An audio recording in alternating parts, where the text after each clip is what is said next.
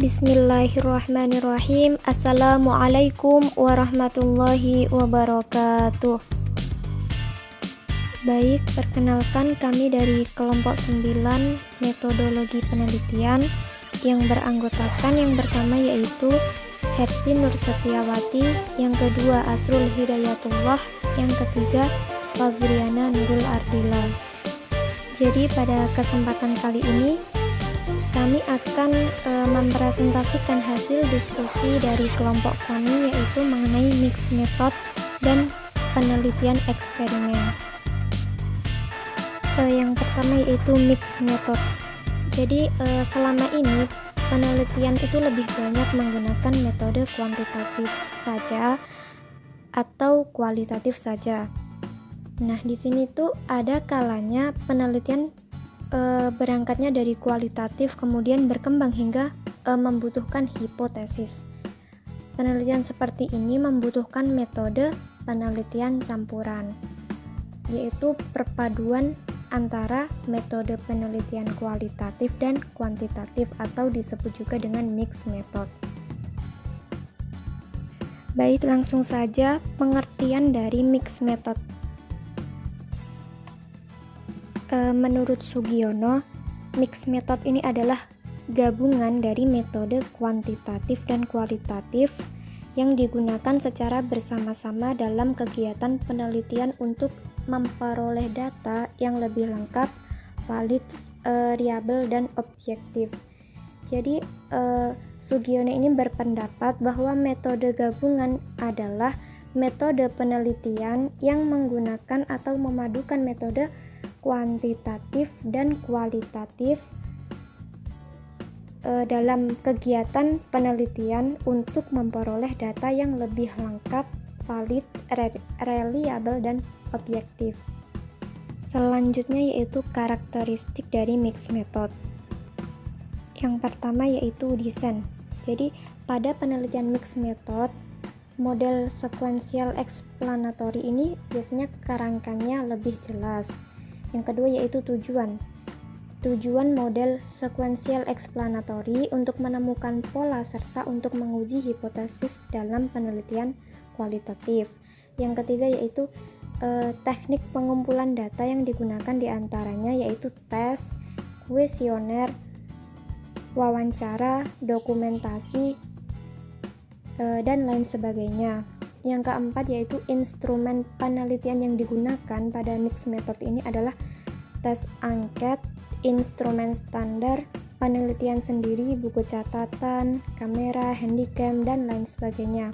Yang kelima yaitu data pada hasil pengukuran yaitu kuantitatif, sedangkan data untuk hasil pengamatan itu biasanya menggunakan kualitatif. Yang keenam yaitu sampel yang digunakan untuk model sequential explanatory bisa representatif, bisa besar. Yang ketujuh yaitu analisis data yang digunakan adalah analisis data kuantitatif dan analisis data kualitatif. Jadi gabungan antara metode kuantitatif dan kualitatif. Yang kedelapan yaitu hubungan dengan responden. Nah, ini maksudnya adalah hubungan dengan responden bisa dalam jangka pendek atau jangka panjang. Kedudukan bisa lebih tinggi atau sama dengan yang diteliti, serta hipotesis terbukti dengan data kualitatif. Selanjutnya yaitu 3 strategi mix method menurut Creswell. Yang pertama yaitu strategi metode campuran sekuensial atau bertahap, atau dalam bahasa Inggrisnya itu sequential mix method. Jadi metode ini dikatakan sekuensial itu karena dalam penggunaan metode ini dikombinasi secara berurutan. Jadi bila urutan yang pertama menggunakan metode kuantitatif, setelah itu urutan kedua menggunakan kualitatif. Jadi misalnya itu peneliti itu melakukan interview dengan menggunakan metode kualitatif terlebih dahulu untuk memperoleh penerangan yang lebih memadai. Nah, selanjutnya diikuti dengan menggunakan metode survei dengan metode kuantitatif, menggunakan sejumlah sampel untuk memperoleh output generik menurut suatu populasi. Yang kedua yaitu strategi metode campuran konkuren atau satu ketika, yaitu mempertemukan atau menyatukan data kuantitatif dan data kualitatif pada satu ketika sebagai satu keterangan untuk memperoleh analisis komprehensif atas perkara penelitian. Jadi maksudnya ini adalah konkuren ini jadi mengumpulkan data secara konkuren dalam satu waktu. Nah, kemudian membandingkan kedua data tersebut untuk mengetahui apakah terdapat perbedaan atau beberapa kombinasi. Pada strategi ini, pencampuran terjadi ketika penelitian sampai pada tahap interpretasi dan pembahasan. Jadi, pada tahap ini, pencampuran dilakukan dengan melebur dua data penelitian menjadi satu atau dengan mengintegrasikan atau mengkomparasikan hasil-hasil dari dua data tersebut. Jadi mengkomparasi dari hasil data kuantitatif dan kualitatif secara berdampingan dalam pembahasan. Nah, yang ketiga yaitu mekanisme metode campuran transformatif atau disebut juga dengan transformative mix method. Ini adalah mekanisme yang memakai kacamata teroris menjadi perspektif yang di dalamnya terdiri menurut data kuantitatif dan data kualitatif. Jadi perspektif inilah yang nantinya itu akan memberikan kerangka kerja untuk topik penelitian, teknik pengumpulan data, dan hasil yang diharapkan dari sebuah penelitian tersebut. Jadi misalnya dalam sebuah penelitian itu metode campuran transformatif ini dalam penelitian itu pada tahap pertama yaitu mengumpulkan dan menganalisis data kuantitatif dalam mencapai tujuan penelitian tersebut. Selanjutnya dilanjutkan dengan langkah kedua yaitu mengumpulkan dan menganalisis data kualitatif dalam hal ini untuk mencapai tujuan dari penelitian tersebut. Selanjutnya yaitu langkah penelitian mix method yang akan dilanjutkan oleh rekan saya, Mbak Fazriana. Selanjutnya akan membahas mengenai langkah-langkah mix method. Yang selanjutnya adalah langkah-langkah penelitian mixed method. Creswell menjelaskan 7 langkah dalam melakukan penelitian mixed method. Langkah yang pertama yaitu menentukan kemungkinan dalam melakukan penelitian mixed method, yaitu kemungkinan apa saja yang terjadi ketika kita melakukan penelitian tersebut. Yang kedua, mengidentifikasi rasional. Mengidentifikasi rasional itu yang bagaimana? Yaitu meneliti data dan informasi berdasarkan pertimbangan yang logis. Langkah yang ketiga, kita menentukan desain, tipe data, dan strategi yang akan dipakai dalam pengumpulan data. Langkah yang keempat, yaitu membuat pertanyaan penelitian kuantitatif dan kualitatif secara spesifik. Setelah kita membuat pertanyaan, menentukan desain, tipe data, dan strategi yang dipakai, maka langkah yang kelima adalah kita melakukan pengumpulan data.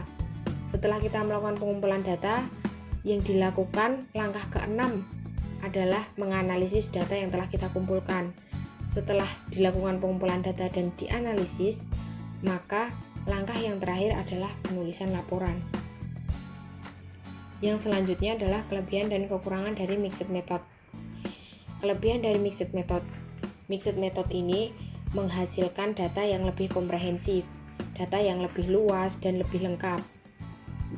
Kemudian mengimbangi keterbatasan penggunaan single method. Penelitian mixed method ini juga memungkinkan kita untuk mempelajari berbagai jenis masalah. Jadi bukan hanya mempelajari satu masalah saja, tetapi juga berbagai jenis masalah. Dan mempelajari masalah penelitian ini yang lebih kompleks dari yang sebelumnya. Kemudian, menggunakan metode triangulasi juga dapat meningkatkan kedalaman penemuan data. Kekurangan dari penelitian mixed method. Dalam melakukan penelitian mixed method, peneliti membutuhkan lebih banyak keterampilan untuk melakukan dan menginterpretasikan hasil dari dua proyek penelitian. Selain itu, peneliti juga membutuhkan lebih banyak data, membutuhkan lebih banyak waktu dan sumber daya, dan sulit untuk menggabungkan kedua metode serta menarik kesimpulan dari keduanya. Materi yang selanjutnya adalah penelitian eksperimen.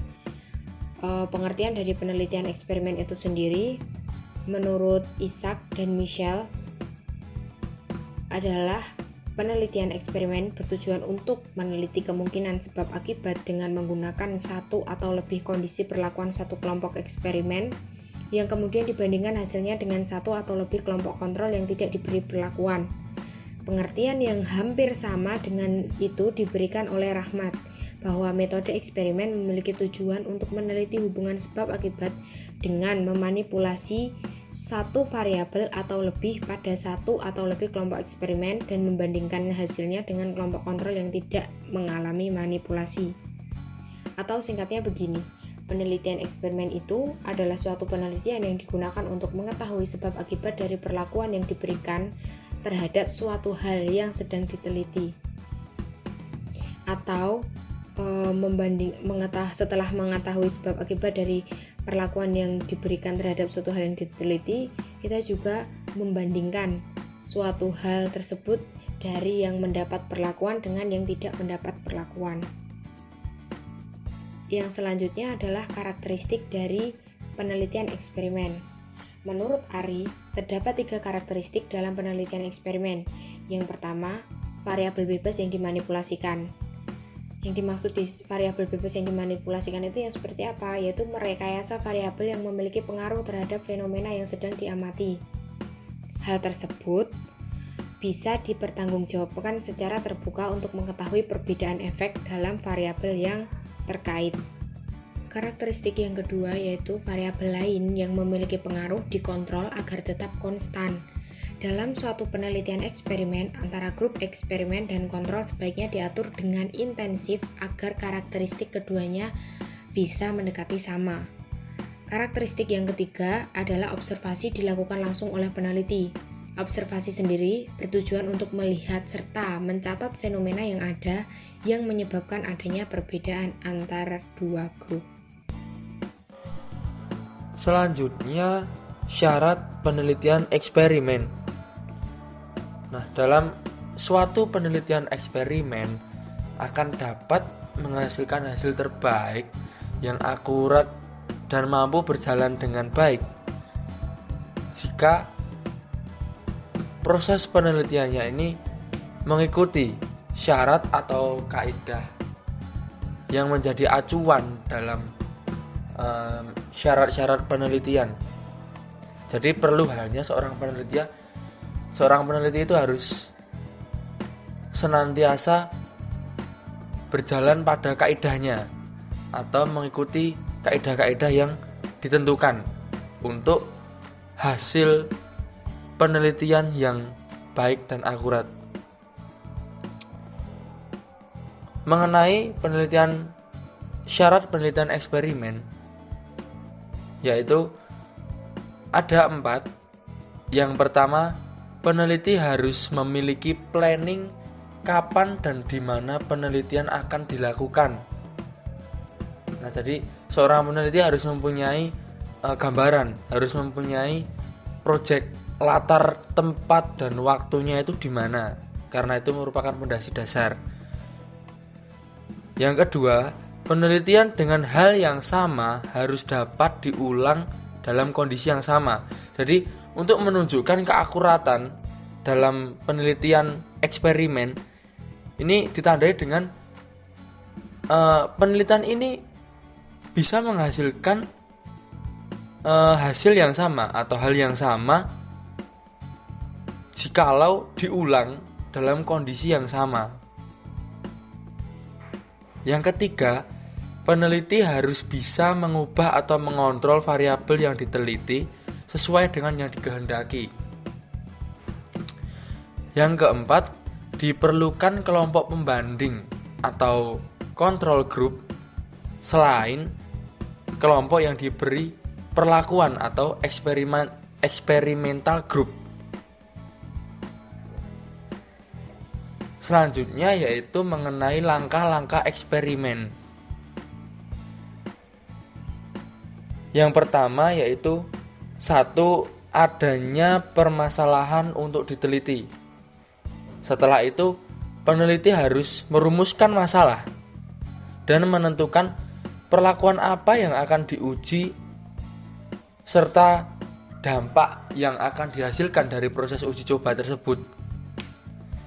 Yang kedua, menentukan atau memilih subjek yang akan diberi perlakuan dan tidak diberi perlakuan.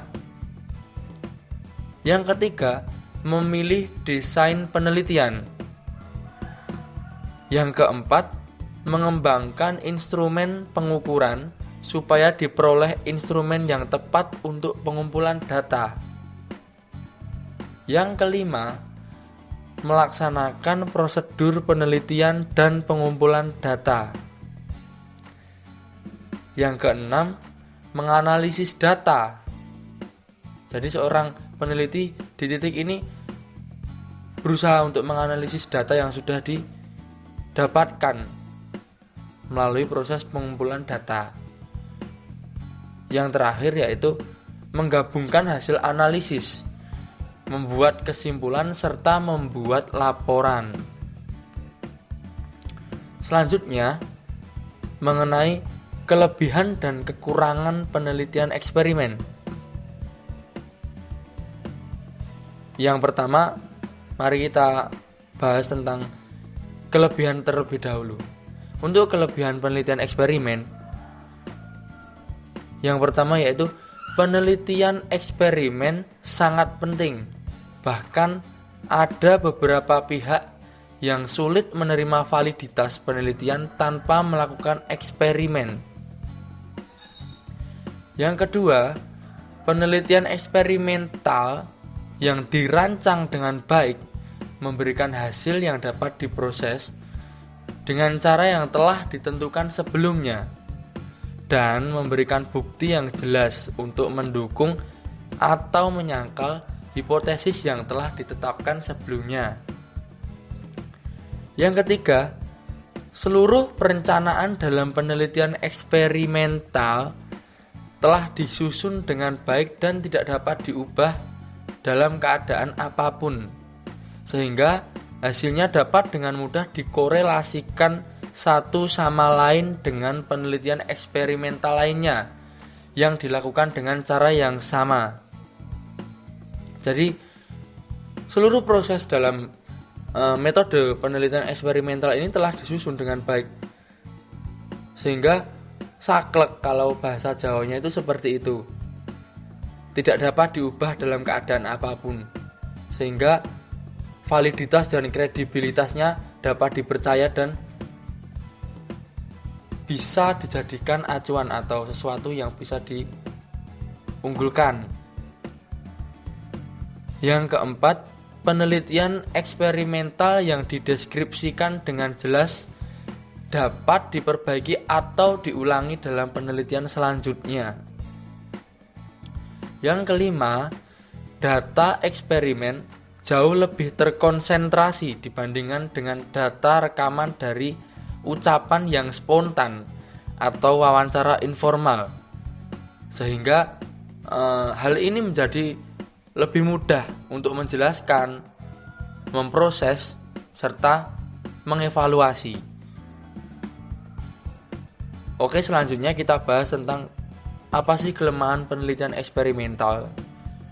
Kelemahan penelitian eksperimental. Yang pertama, penelitian eksperimental dapat meminimalkan keadaan. Nah, dalam beberapa kasus dapat diperlakukan dengan cara tersebut, sementara dalam kasus lain tidak bisa.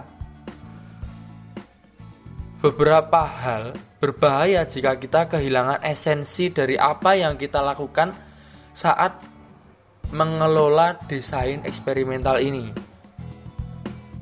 Yang kedua, perilaku orang mudah diukur dalam kondisi eksperimental, tetapi bagaimana membandingkan ini dengan perilakunya dalam kondisi non-eksperimental? Yang ketiga, penelitian eksperimental sering berakhir lebih sulit dan sepertinya lebih mudah merencanakan daripada melaksanakannya. Dan yang terakhir, semakin banyak subjek yang digunakan, maka semakin sedikit pula dalam memahaminya. Nah, hal ini memungkinkan adanya variabel tersembunyi yang mempengaruhi hasil dari penelitian eksperimen ini.